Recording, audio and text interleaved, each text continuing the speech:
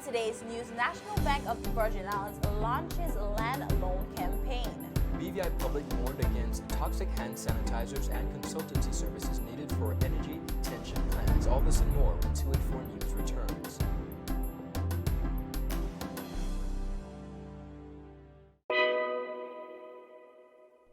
There's a reason you get up on a morning. A reason you pick yourself up, start the day. Maybe it's sheer grit. Maybe it's your ethics. Maybe it's because you know people like you are waiting for people just like you. We all have our reasons, and for Republic Bank, that reason is you. Every little thing, every big thing. It's all about making a difference in your life. Because after 182 years, if it's one thing we're sure about, is that the difference is you. We're here to help. Republic Bank, we're the one for you. Welcome everybody. It's Wednesday, July 1st, 2020. Another beautiful day in the British Virgin Islands. I'm Ron Grant. And I am Kyla Kenesha Forbes. It is Territory Day in the Virgin Islands. As you can see, we are plaid in our territory wear out of the British Virgin Islands, which was Kyla's idea, by the way. It was my idea. Persons who are wondering, what is Territory Day?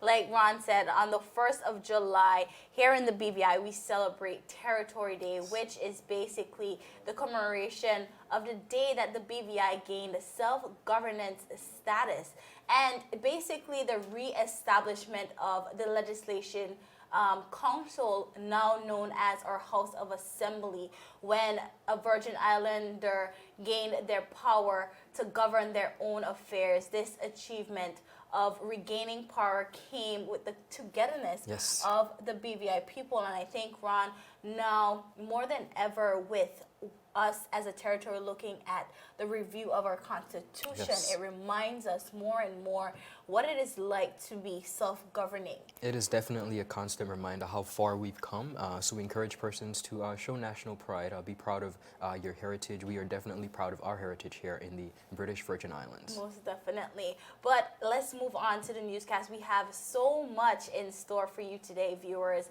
Now today, the 1st of July 2020, the National Bank of the Virgin Islands, they announced in a press release the launch of its 2020 land loan campaign. What is this, Ron? You may be asking, but this campaign basically allows for new and existing customers of the bank, once they qualify, to enjoy a 100% financing for terms up to a maximum of 15 years. The campaign makes it easier for potential owners to acquire land and take advantage of the current government waiver on stamp duty. The Chief Executive Officer of the National Bank of the Virgin Islands, Mrs. Joy Penn, she said in a statement, and I quote, "We believe that now, more than ever, customers need an opportunity to realize their dreams of becoming landowners. Loan candidates are examined regularly, and oftentimes they are unable to meet the deposit requirements but have sound repayment capacity. With this opportunity for 100 financing, we hope to make their land ownership and eventual home ownership goals a reality," end quote. In the first phase, as we know, Ron, of the economic stimulus, the government rolled out the waiver of the stamp duty for sale or transfer of land to belongers.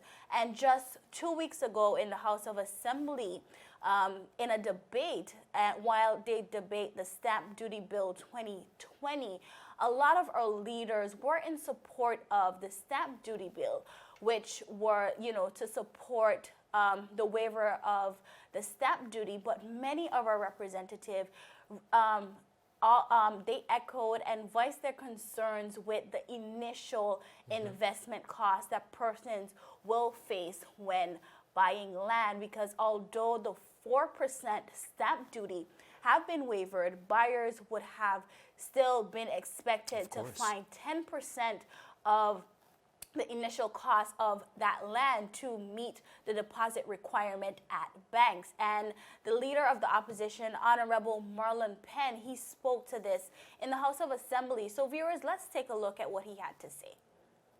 And one of the areas, Mr. Speaker, I think we need to look at is how can we marry the purchasing process with owning homes, and how can we look at packaging the process with home ownership. One of the challenges that we've always had, we've been able to hold on to the land. And I ran some rough numbers here per minute, and just for the edification of the public, in terms of what it typically costs a Virgin Islander to own a small piece of land. There's several fees in the process. The 4% fee that is being waived is one piece of the pie. And typically, a quarter acre, a third of an acre would run you now around $70,000. And that's what you need minimal to build a decent home on these days. So Speaker, if you, let's say for argument's sake, you buy a third of an acre for 70 grand. And typically it's based, the 4% is normally based on the appraised value. So let's go based on the $70,000. 4%, let's say $70,000 is the appraised value. That will be $2,800 that individual will be saving off the bat in terms of government fees. But then you got to look at financing. Most persons don't have $70,000 lying around to buy a piece of property. And if they're going to a financial institution to finance this piece of property, they typically have to find 10% as an initial down payment. So you're talking then an additional $7,000 just to qualify for the loan and provide a down payment to purchase the land. And then there's the government, the bank legal and government fees, which is another $2,800. So you're looking at roughly that individual still have to find around 10 grand to own that piece of property. We have to find a way, Premier, if we're truly trying to help our people during this process, to figure out how can we assist with the financing process. How can we get the institutions on board? And this is a time where you have persons who've been saving to own a piece of property, to drop those fees a little lower, whether it's 5%, 2%, in terms of the initial investment is needed to own a piece of property if we want to truly help our people. Now, in that video, we saw where leader of the opposition and the representative of the 8th electoral district, Honorable Marlon Penn, he basically calculated some numbers there, Ron, and really looking at the initial injection that persons would have to inject into investing into land. But also, Honorable Kai Reimer, shortly after he voiced similar sentiments, he also supported the government negotiating with bank institutions on behalf of the people. Let's take a quick look at this clip. You can go to the bank, Mr. Speaker, to purchase a car. I think you can get a loan in 2 days or a day, or sometime, the same time you apply. But when it comes to land ownership, it seems like the criteria seem to be quite different. And Mr. Speaker, if we want to own our land, we need to look at how persons can be able to afford to own their lands, Mr. Speaker. So, as the Honorable Premier says that he's going back to the banks to speak to them to get some more time and moratorium on our loans, once he had that conversation, maybe he can raise this concern with the new Stamp Amendment Act 2020 as to how they can ease the criteria for locals or persons applying to purchase land can have that assistance.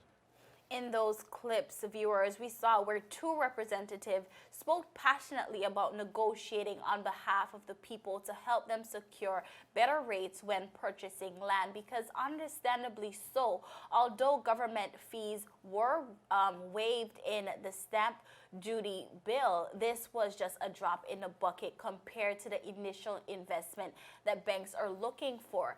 But here we see where the National Bank of the Virgin Islands continues to offer opportunities to our people right here in the British Virgin Islands, stepping up to the cause and serving just our people in general. And Ron, if that wasn't enough, alongside this campaign, successful applicants will have a chance to win a $500 saving deposit at the National Bank. Great news. We must commend Mrs. Penn, the Director of National Bank, for this initiative and just really the fortitude and seeing it fit. As the Honorable Minister said, it's one thing to speak about it, but it's another thing to actually engage the banks, and we're happy to see one of them doing it now. Most definitely. Continuing on the local scene, the Ministry of Health and Social Development is advising the public not to purchase and use hand sanitizers manufactured by Escopin SA, that's CV in Mexico. Now, the health advisory is due to potential presence of methanol, which the United States Food and Drug Administration, FDA, has warned can be toxic when observed through the skin and ingested. Now, the US FDA has also identified 9 hand sanitizers from the company that should not be used. They have reported that samples tested resulted in some containing various proportions of methanol and no ethyl alcohol, which is quite a very important tool in the hand sanitizers. The typical recommended ingredient. Now, Chief of Drugs and Pharmaceutical Services in the Ministry of Health and Social Development, Mrs. Gracia Wheatley Smith, stated that the first choice should be for persons to wash their hands often with soap and water for at least 20 seconds, especially after going to the bathroom. Now, before eating and, of course, after coughing, sneezing, or blowing their nose. Mrs. Wheatley said, and I quote, "If soap and water are not readily available, the ministry advises that an alcohol-based hand sanitizer that contains at least 60% ethanol alcohol should be used. We need to also be reminded to read the labels to clarify that the alcohol in the alcohol-based hand sanitizers is ethyl alcohol." Now, the US FDA has warned methanol is not an acceptable ingredient for hand sanitizers and should not be used due to the toxic effects. Methanol is a toxic alcohol that is used industry-wise as an industrial, as solvent, and it is alternative for fuel source, which is absolutely dangerous. Now, exposure to methanol can result in poisoning. Anyone who has used any of these hand sanitizers should seek medical treatment or reverse of any toxic effects of the methanol poisoning. Now, substantial methanol exposure can cause nausea, vomiting, headache, blurred vision, permanent blindness, seizures, comas, permanent damage to the nervous system, or death. Now, the Ministry of Health and Social Development reminds suppliers and the public that the hand sanitizers to be used should contain again, ethyl alcohol of 60% or more. The public is encouraged to report any adverse events associated with the use of hand sanitizers or medicines to the Gracia Wheatley Smith. She is the Chief of Drugs and Pharmaceutical Services as part of the Pharmaceutical Vigilance Program by emailing her at grwheatley-smith@gov.vg or by telephoning her at 284-468-9850. A very important story, Kyla, with COVID-19, the pandemic that is COVID-19. We've seen where a lot of stuff have come to the forefront. A lot of stuff are on our shelves, and I think out of panic, persons definitely go and buy and stock up, but we want to make sure, like the story states, that it is the right use. We want to make sure that persons are safe, so we want to encourage persons to please continue to take heed. Continuing on, still ahead, we have a consultancy services. They are needed for energy transition plan. We're going to explain all of that and the criterias, and the U.S. confirms another set of COVID-19 cases. All this and more after a word from our sponsors. You're watching 284 News. Yes. You want top of power? You want top of power? Join the prepaid party with CCT and enjoy more affordable data plans, more top-up promotions, more savings with hero bundles, and more value for your money each and every Tuesday with Top Up Turn Up Tuesday. Visit a CCT store today or anywhere CCT Top Up is sold and top up your phone. 5, 10, 15, 20, 25, 30. You want top of power? Viewers, welcome back. You're watching 284 News. The government of the Virgin Islands has extended the deadline for the submission of expressions of interest for the development of the energy transition plan for the territory to July 10th. Now, the plan will serve as a logical need or roadmap, that allows the territory to achieve a 100% renewable electricity by 2035 and 100% renewable energy for all uses by 2050. Permanent Secretary in the Premier's office, Dr. Carolyn O'Neill Morton said, and I quote, "The primary deliverables to be provided through this consultancy is to develop an achievable energy transition plan that will take into consideration the inhabited islands that make up the BVI and should be consumable to allow for potential further habitation of currently uninhabited islands." Now, Dr. O'Neill Morton indicated that this consultancy requires a comprehensive understanding of area-wide energy use and technology solutions,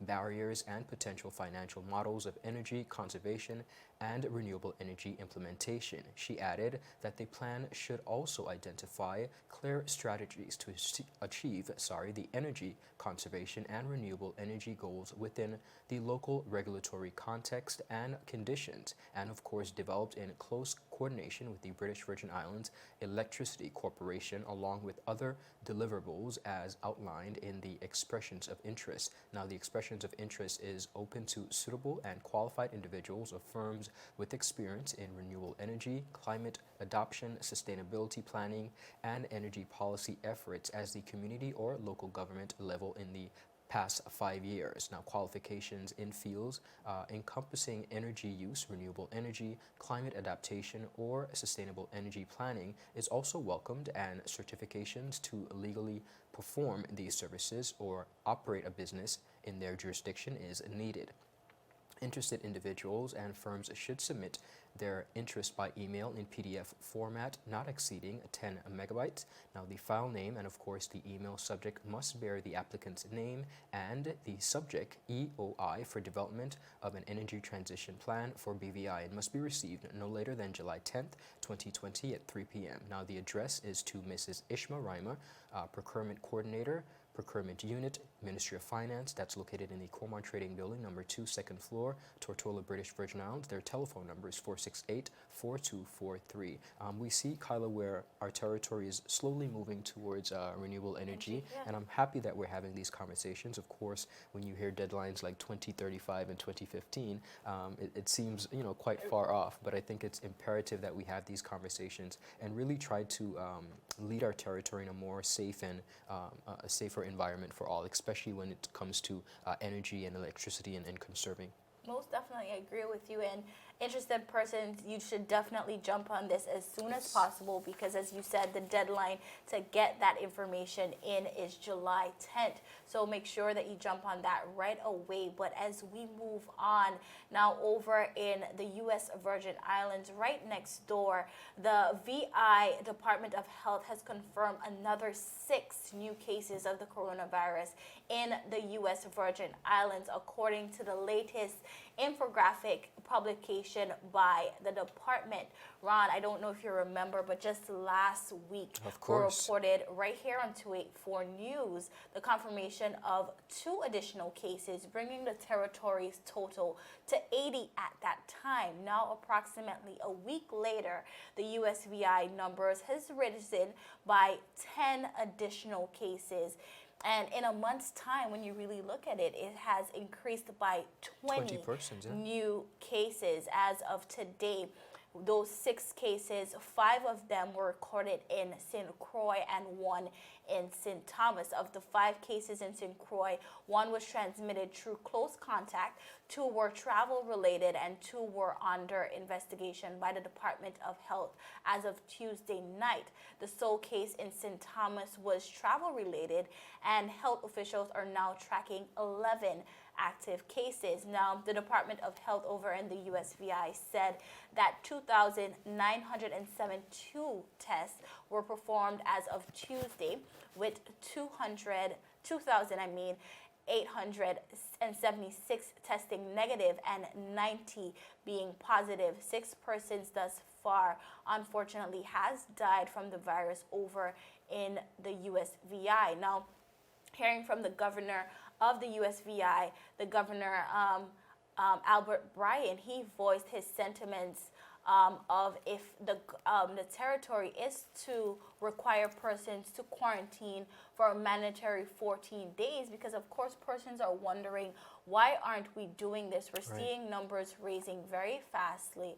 Why aren't we going back to mandatory 14-day quarantine? But basically what he is saying, that would really and truly be walking back the territory to its phase of safer at home, when hotel reservations were closed and leisure guests discouraged from traveling to the territory. And Mr. Bryant basically said that it has to be balanced. He has to balance the safety of the public and keeping the local government afloat. At this point, he stated, at this point, we're running on fumes, trying to make sure that we keep the money flowing, keeping our vendors paid, keep Whopper paid, keep GERS paid, and still keep all the agencies and other agencies of the government paid. And this is a quote from the governor. And he also said, none of that money gets into the government unless we have a working economy. And the governor, he also stated, I see people on the chats and the forums making comments about shutdown from tourists. And he said it's the local people that are coming home that are affecting and infecting people. Wow. And we're not sending these people back to the hotels. We're sending them back to their houses when they quarantine. So, and I think these are the sentiments that were voiced even in the story last week. I think persons are contributing this to the traveling and tourists being in the USVI. But what Governor Bryant is really sticking to the narrative of, these are our own people, really and truly. Well, I understand his fight in keeping the Virgin Islands economy, U.S. Virgin Islands economy afloat. His points were quite valid. I think at the end of the day, Kyla, COVID-19 is definitely not going anywhere, but it's a bit of a daunting sight when you see and hear of the cases over in the U.S. Virgin Islands, especially within a month, you have 20 additional cases. It reminds me of the situation in Antigua and Barbuda. Recently, they had a spike as well, and that was also attributed to locals repatriating back to the territory. So I think on a whole, we all need to take the responsibility personally and simply protect ourselves. Again, wearing a mask doesn't mean that you're paranoid. It simply means that you understand the dangers and you're putting yourself in a better position to be protected. Most definitely. And when COVID-19 first came about, we spoke a lot about health and economy, and I think that's what health versus economy, and that's what the USVI is really balancing right now. And as we see, unfortunately, 6 persons are a lot, but I think that the USVI recovery rate, it's really good for what it looks like. Very true. I must give them that. The recovery rate has been really, really surprising. Most definitely. But viewers, in this next act, we will be talking about the liquidation of LIAT. And of course, we have your weekly arrest blotter. Stick with us. We are 284 News, and we'll be right back. Eco? Eco? Eco? Everyone is speaking about eco-friendly products. We wanted to take the time to introduce the Eco Island brand. Eco Island is a brand dedicated to providing you with a reliable and cost-effective solution. Eco-friendly products for your restaurant, hotel, bar, office, and home. With takeaway trays, bags, cups, paper straws, cutlery, and cleaners. For more information, follow us at Eco Island 100. Viewers, welcome back to 284 News. Now, many reports have been made surrounding the liquidation of the Leeward Islands Air Transport, which we know as LIAT. We all know that the travel industry, especially the air travel industry, has taken an enormous hit by the COVID-19 pandemic, with persons being unable to travel and borders being closed, etc. Airlines have grounded their airplanes in hopes of flying again. And some airlines have set flight again, but LIAT continued over a course of a time. We have seen LIAT continue to extend the suspension of passenger services. LIAT lastly announced the suspension of passenger services until July 15th. But shortly after that, reports arose of the airline facing liquidation. Some sources said that these reports do not come as a surprise. Barbados Today reported on the sentiments of the Prime Minister of Antigua and Barbuda, Mr. Gaston Brown, surrounding the liquidation of the airline. He said, from all indications, LIAT will be liquidated. This is from the Prime Minister of Antigua and Barbuda. And the Prime Minister, he said there will be a meeting of all shareholders shortly to discuss the collapsing of LIAT. He explained that COVID-19 would have actually increased the losses of the airline exponentially. It was reported that in 2019, LIAT made a loss of about 12 million EC dollars. So Ron, we can only imagine what losses would look like after being impacted by this pandemic. It was also indicated that a new entity will be formed to replace the airline. He said, and I quote, "A decision will have to be made to collapse it, and then maybe the countries within the region will have to come together to form a new entity." The Antigua and Barbuda leader, he said he cannot see the region moving forward without a form of connectivity, and you cannot have an integration movement if people cannot connect. Prime Minister Brown said the formation of the new entity must be done swiftly. And Ron, I think anyone could agree. Absolutely. The Leeward Islands, particularly our region, has persons who do business throughout the Caribbean on a daily basis, and I think it's imperative that we come together and figure out a solution to this problem. Now, this is not the first time we've heard of LIAT facing liquidation or bankruptcy, as some would call it, but it does seem like in this instance it is a matter that will be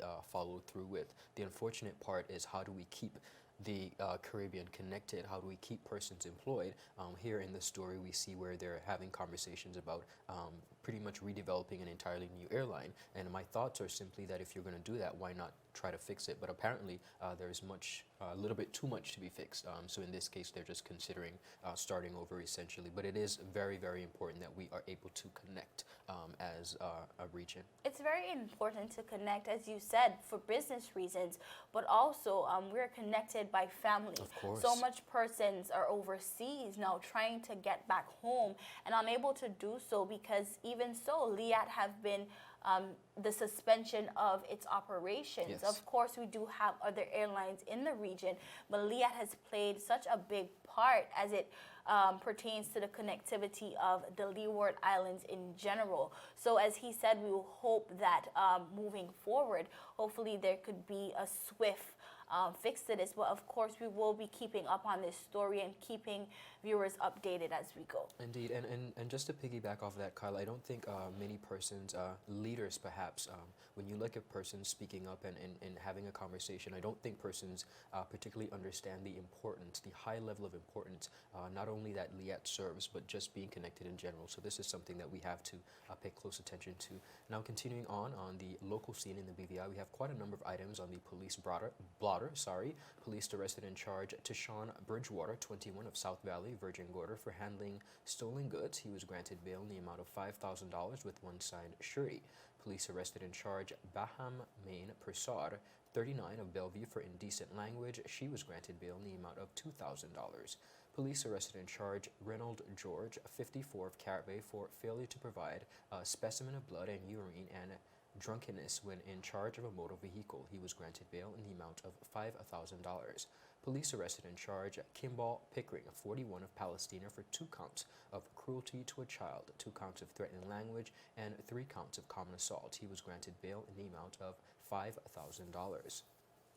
Police arrested and charged Akia Bruley, 33, of Nottingham Estate, for carrying an unlicensed firearm, Failing to stop at a stoplight, she was granted bail in the amount of $30,000 with one signed surety, and she is to reappear to the magistrate's court. Police arrested and charged Bekeza George, 24, of the Valley Virgin Gorda for unlawful possession of a controlled drug. He was granted bail in the amount of $5,000. Additionally, police arrested and charged Devon Dawson, 48, of Pleasant Valley, for 6 counts of unlawful possession of a controlled drug, 6 counts of unlawful possession of a controlled drug with intent to supply to another, and cultivation of cannabis.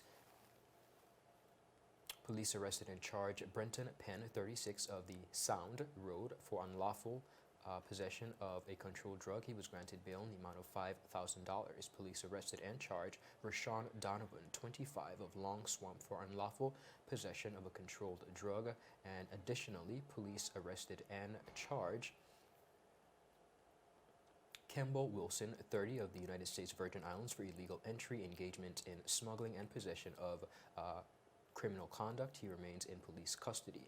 Police arrested and charged Alesta Bruley, 33, of Freebottom for indecent language, resisting arrest and disorderly conduct. She was granted bail in the amount of $5,000. Andrew Plummer, police arrested and charged of 44. He's of Hawks Nest for reckless and negligent act. He was granted bail in the amount of $20,000. Additionally, police arrested and charged William Malone, 23, of Fat Hogs Bay for reckless driving. He was granted bail in the amount of $10,000. Satish Ramaprasad, 27, of Seacows Bay, was arrested and charged for driving an unlicensed vehicle and driving an uninsured vehicle. He was granted bail in the amount of $5,000. Now continuing on, Corey Chin of Brandywine Bay for driving an unlicensed vehicle, driving an uninsured vehicle, driving without a driver's license, failure to change ownership, as well as using a license plate where not assigned. Additionally, Akeem Ellis, 19, of the Valley Virgin Gorda for operating a vehicle without a driver's license, driving when not covered by an insurance, and driving an unlicensed vehicle. He was granted bail in the amount of $5,000. Yigan Guli, 48, of Windy Hill for failure to provide specimen of blood or urine. He was granted bail in the amount of $5,000. Quite a detailed arrest blotter, but we had to make it through that one. Thank you for your patience. We have so much more, guys, but we are out of time. We will see you tomorrow. I'm Ron Grant. And I am Kyla Kenesha Forbes. Take it easy, guys. Bye-bye.